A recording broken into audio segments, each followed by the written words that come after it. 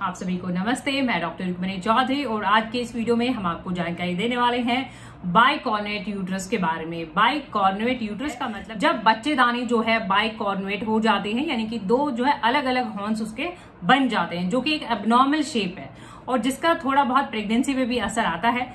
तो आज का भी वीडियो हमारा व्यूअर्स का रिक्वेस्टेड टॉपिक ही है कि बाइकॉर्नुएट यूट्रस ये क्या एब्नॉर्मलिटी है और कैसे ये डेवलप होती है और इसका और प्रेगनेंसी का क्या रिलेशन है। यानी अगर आप कंसीव करते हैं, प्रेग्नेंट होती हैं, तो क्या इसका रिलेशन है और क्या एक सक्सेसफुल प्रेगनेंसी बाइकॉर्नुएट यूट्रस के साथ। इस पूरे वीडियो में हम जानकारी देने वाले हैं, तो पूरी जानकारी के लिए जरूर बने रहिएगा। वीडियो इन्फॉर्मेटिव लगे तो प्लीज आप वीडियोस लाइक, शेयर और चैनल को सब्सक्राइब जरूर करिएगा। बेल आइकॉन घंटी भी दबा सकते हैं के लिए। तो आइए शुरू करते हैं। सबसे पहले हम बात कर लेते हैं यूट्रस बच्चेदानी के बारे में। कंडीशन में जो है बच्चेदानी का वूम का शेप, यूट्रस का शेप नॉर्मल ना होके बाइकॉर्नुएट यूट्रस हो जाता है, यानी कि सेप्टेट हम इसको कह सकते हैं। और ये एक तरह का इसको स्लिट शेप यूट्रस, यानी ये जो है हार्ट शेप हो जाता है।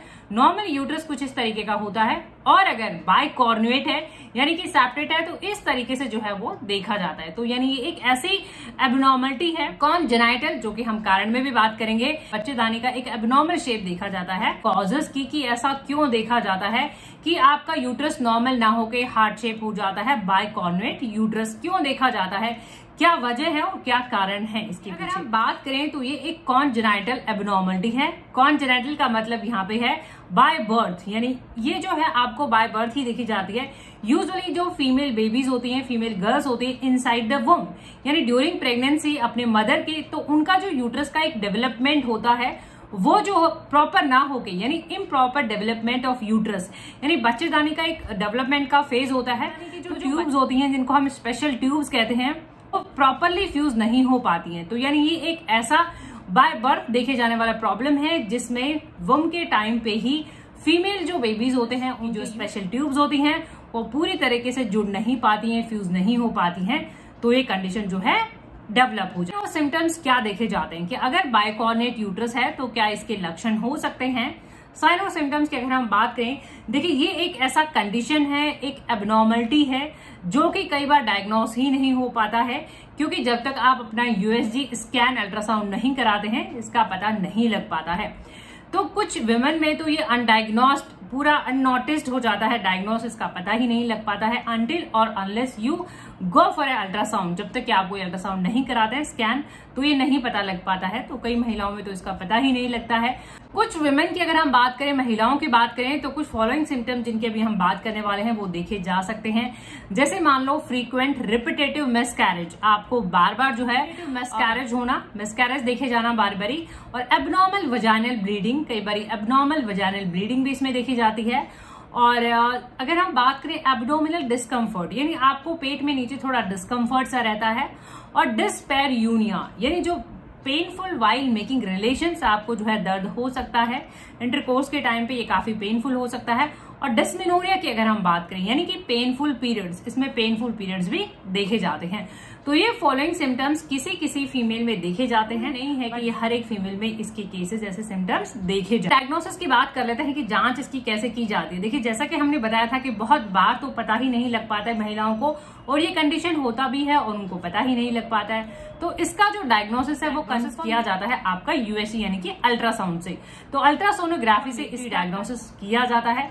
बाकी आपका पेल्विक एग्जामिनेशन कर लेते हैं, और यूजुअली जब आप प्रेग्नेंट होते हैं, स्कैन्स के लिए जाते हैं, तभी इसका जो है डायग्नोसिस हो पाता है कि आपको बाइकॉर्नुएट यूट्रस का प्रॉब्लम है।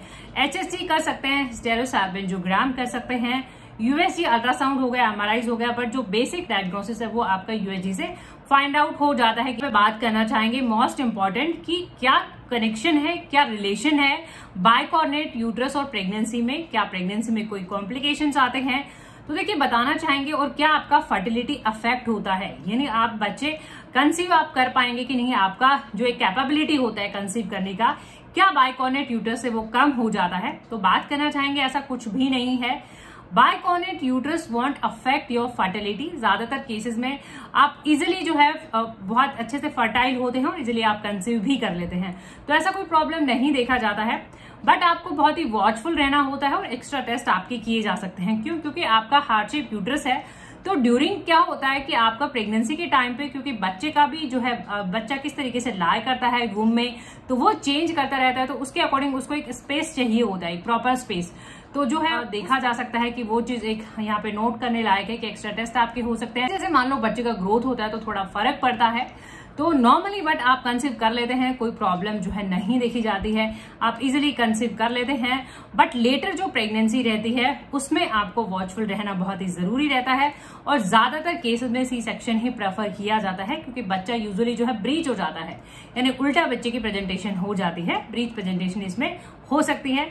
तो वॉचफुल रहना होता है लेटर प्रेगनेंसी में, और आपको जो है हर स्टेप्स जो है आपको फॉलो, अदरवाइज ऐसा कोई कॉम्प्लिकेशन नहीं है, बस वॉचफुल आपको रहना। ट्रीटमेंट और प्रिवेंशन की कि क्या आप इस कंडीशन से बच सकते हैं। देखिए, प्रिवेंट तो हम नहीं कर सकते हैं क्योंकि एक कॉन्जेनिटल एब्नॉर्मलिटी है, यानी बाय बर्थ ही एक प्रॉब्लम देखे जाता है, तो प्रिवेंशन हम बचाव इसका नहीं कर सकते हैं।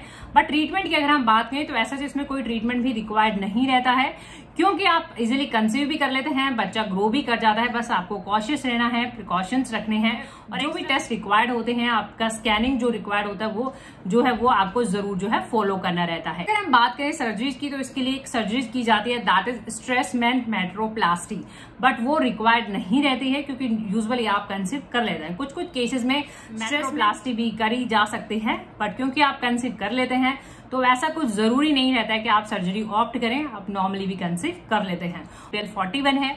अगर आपका फर्टिलिटी रेट कम है, फर्टिलिटी अगर हार्मोन्स की हम बात करें या फिर पीरियड साइकिल की अगर हम बात करें, तो REPL 41 काफी इफेक्टिव है। वैसे हमने अदर वीडियोस अगर हम बात करें जो है AMH का कम होना या फिर जो है हार्मोन्स का कम होना, तो फैलोपियन ट्यूब ब्लॉकेज की अगर हम बात करें, फाइब्रॉइड्स की अगर हम बात करें, पॉलिसिस्टिक ओवेरियन की बात करें, तो इन सभी पे हमने फीमेल प्लेलिस्ट जो अपडेट करा हुआ है वहां पे आप चेक कर सकते हैं। हर एक डिजीज पे वीडियो अपडेट करा हुआ है, और डिस्क्रिप्शन बॉक्स में भी हम ये वीडियोस प्रोवाइड करेंगे, तो आप चेक कर सकते हैं सभी वीडियोस के लिंक। बाकी अगर हम बात करें REPL 41 की, तो REPL 41 फीमेल फर्टिलिटी के लिए, देखिए इस पे लिखा हुआ है, काफी इफेक्टिव मेडिसिन माना जाता है, आप इसे यूज कर सकते हैं। ड्रॉप फॉर्म में रहता है, 15 ड्रॉप्स ल्यूकवार्म वाटर थोड़े से पानी में मिक्स करके जो है आप रेगुलरली यूज कर सकते हैं। फोरिनम काफी इफेक्टिव मेडिसिन माना जाता है मैचुरेशन के लिए, फॉलिकल्स के लिए, एक अच्छी एग हेल्थ की अगर हम बात करें होम्योपैथी में, तो काफी अच्छा हार्मोन्स हेल्थ के लिए काफी अच्छा मेडिसिन माना जाता है। तो ये टैबलेट फॉर्म में रहता है, इनके लिंक आपको नीचे डिस्क्रिप्शन बॉक्स में मिल जाएंगे।